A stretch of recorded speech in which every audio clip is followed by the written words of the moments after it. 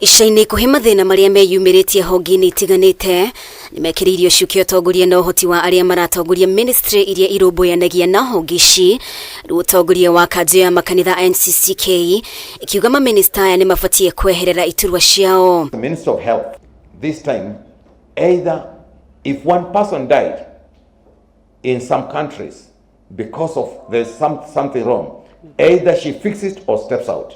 By virtue that this happened on his face, he should be out or tell us who has done what. We are saying mbolea ilitoka, ilipeanwa with the systems that were supposed to be doing.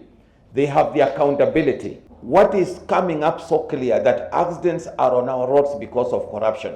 Imwe ya ministry ikoretwo imurikitwo ni urimi na ona thengia ya thirikari gukorwo ereganite na riboti ati fataraitha ya raithi iria ikoretwo ikiheana kugerera ruhonge rwa irio nyumu NCPB ndikinyanire ikiro. Muikariri gite wa NCCK gicigo-ini kia Nairobi Dr. Alphonse Kanga augite minister wa urimi Mithika Linturi hamwe na arugamiriria nene a NCPB gukorwo mateyeheretie ni undu wa kuhahura. We are genuinely shocked that the heads of NCPP, the Kenyan Bureau of Standards, KEBS, and Ministry of Agriculture have not stepped aside for exposing the nation to such a tragedy that is the expected standard of integrity. We call upon President William Ruto, His Excellency, to redeem the moral authority of the government by ensuring speedy and judicious punishment for all involved in this scandal. It is difficult to understand that this took place in a country civilized. Na miena yothe iria ikuruhanitio sekta-ini ya ugima wa mwiri kionekana kumia kiogo ari gutwithania ndugamano gatagati ga thirikari na arigitani iria yakiriirie migomo ya arigitani.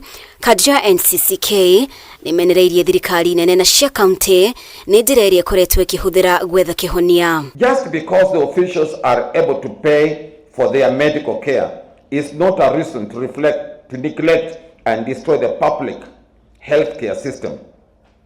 May the warning in Proverbs 21 verse 13 always ring in the ears of all officials who are involved in this crisis. Ona gutuika kuronekana ta kwina nditi ya ukinyaniria wa riboti ya urumwe gatagati ga thirikari na mungethaniro NADCO thutha wa igoti kwamba kurugamia riboti ino, NCCK ni yandikithitie kamiti ya bunge igie watho na kihoto itafanyie mathomo kuri muingi megie riboti ino.